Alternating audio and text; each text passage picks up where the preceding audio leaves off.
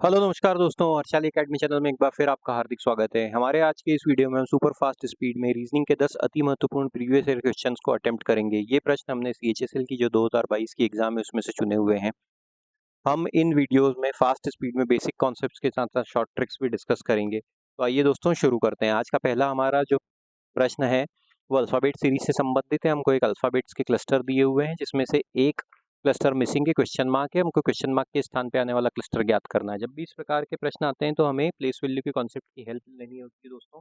हमारा यह प्रयास रहेगा कि हम इस वीडियो को 11 से 12 मिनट में समाप्त करते हैं। तो आपसे रिक्वेस्ट है कि वीडियो के अंत तक बने रहिए, वीडियो को लाइक कीजिए, चैनल को सब्सक्राइब कीजिए। अब देखिए यहाँ पे क्या दिया हुआ है, एक्स जी आर। एक्स की जो प्लेस वैल्यू होती है 24 होती है, जी की होती है 7 और आर की होती है 18।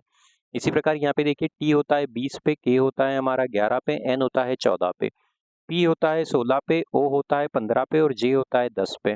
और आगे चलते हैं, एल हो जाता है हमारा 12 पे, एस हो जाता है हमारा 19 पे और एफ हो जाता है हमारा 6 पे।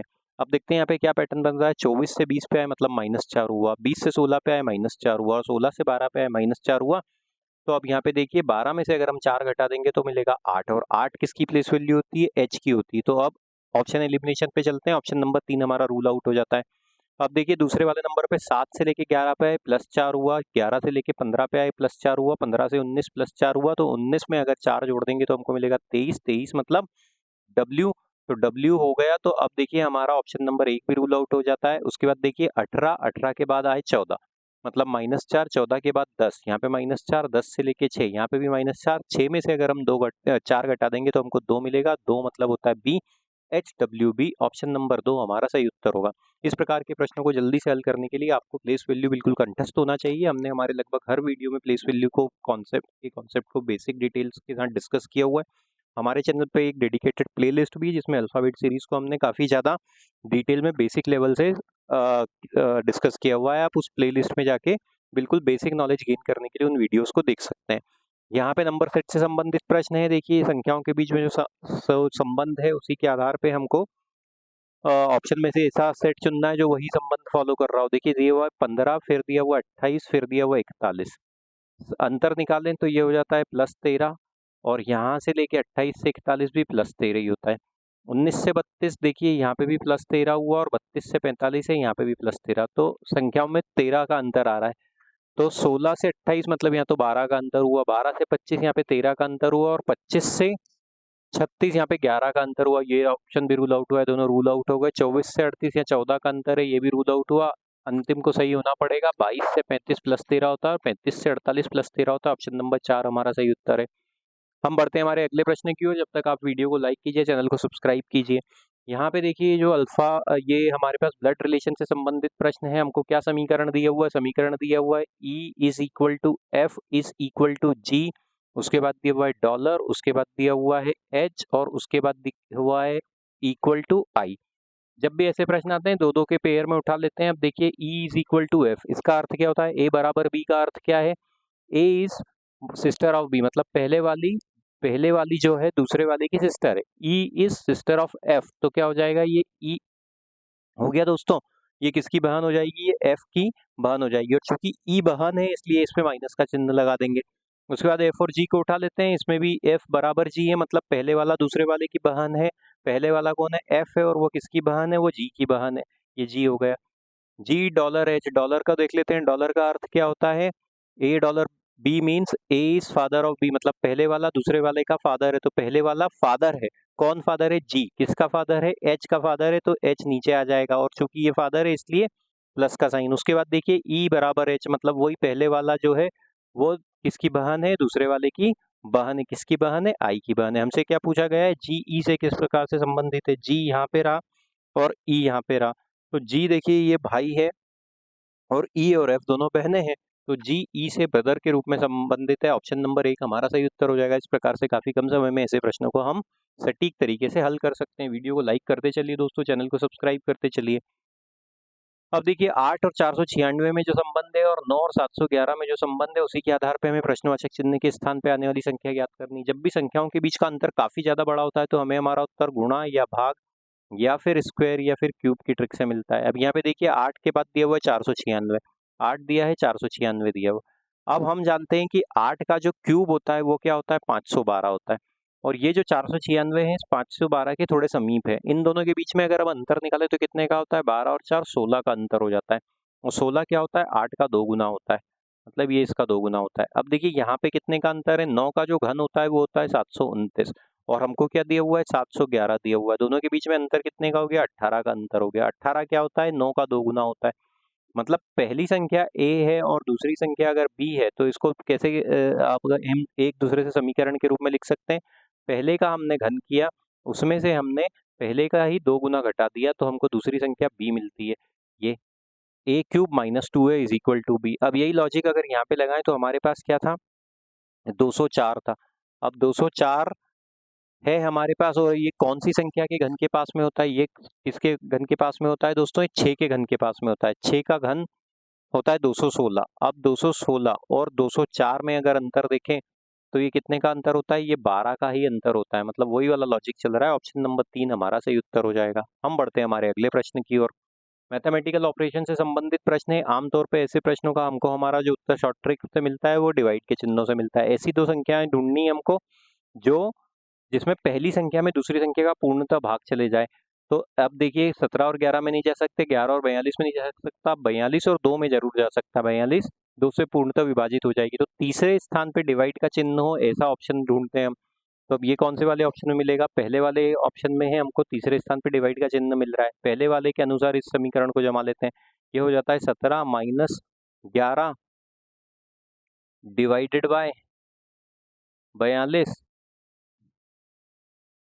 17 माइनस 11 ये प्लस है, sorry, 17 minus 11 plus 42 divided by 2 और डिवाइडेड बाय 7। बॉडमेस नियम से हल कर लेंगे तो ये क्या हो जाएगा, 17 माइनस 11, इस समीकरण को हम कैसे लिख सकते हैं, प्लस 42 बटे 2 और बटे 7, और आगे हल करेंगे तो 7 ऊपर चले जाएगा। तो ये क्या हो जाएगा, 17 माइनस 11 प्लस 42 गुणित 7 बटे 2, और हल कर लेते हैं। ये हो जाता है 21, और 21 और 7 का गुणा कर देते हैं तो 7 दूना 14, 147 हो जाता है ये, और 147।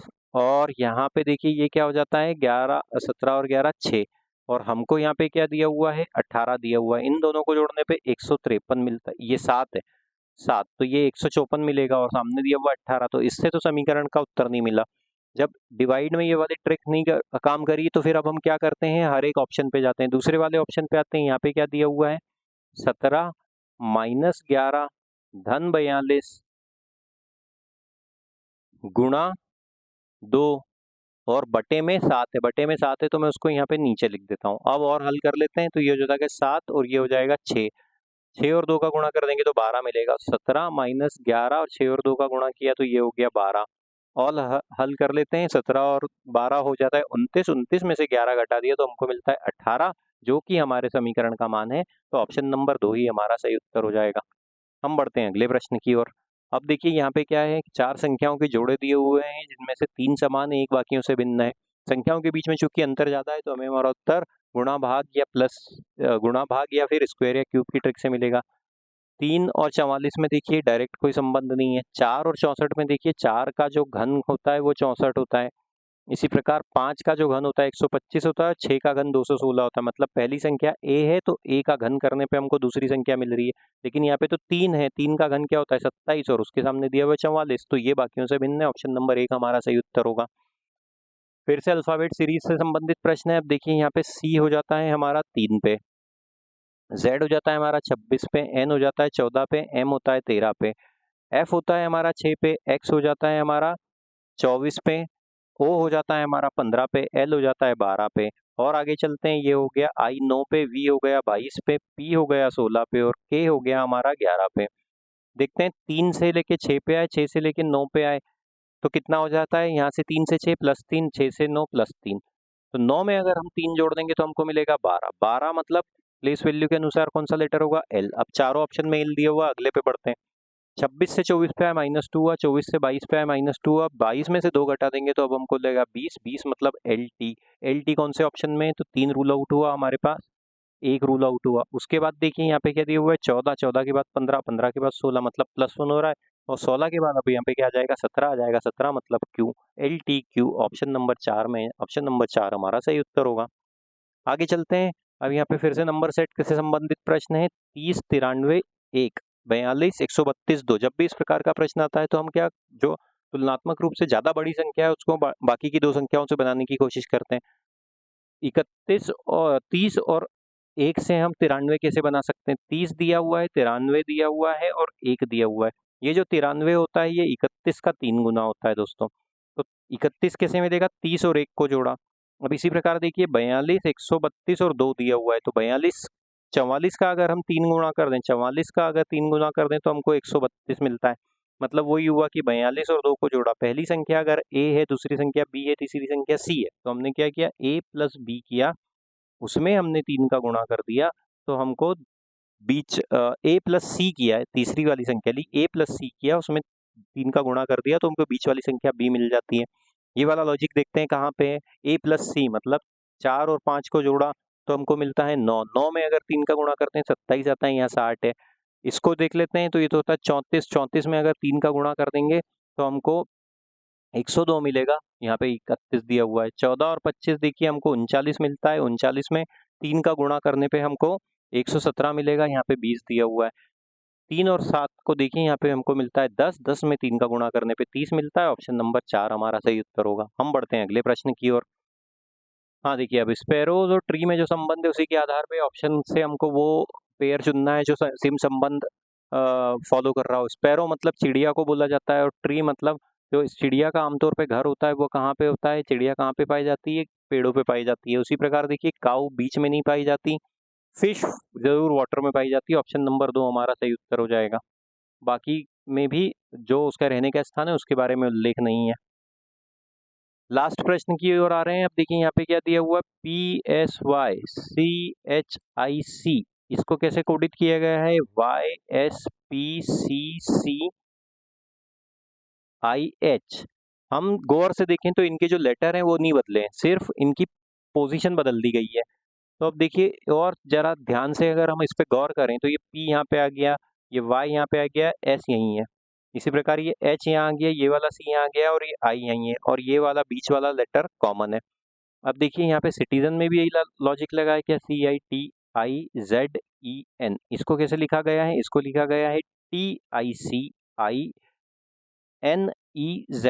तो यहाँ पे ये Z इधर आ गया है, N यहाँ आ गया, E यहाँ आ गया, I कॉमन है, T यहाँ आ गया, C यहाँ आ गया, I यहाँ पे आ गया। महात्मा को कैसे लिखेंगे,